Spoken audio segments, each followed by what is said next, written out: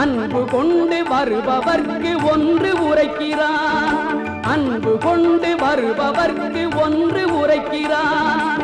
சொல்லும் மந்திரம் எட்டெழுத்தில் சொர்க்கம் தோன்றுதே. சொல்லும் மந்திரம் எட்டெழுத்தில் சொர்க்கம் தோன்றுதே. சொல்ல சொல்ல ஐயன் தோற்றம் வானில் நீண்டதே. விஸ்வரூபம் ஓங்குதே. இதை சொன்ன கண்ணன் பண்ண தேரில் வருகிறான். கேட்டவர்க்கு கேட்டபடி வாழ்வு தருகிறான்.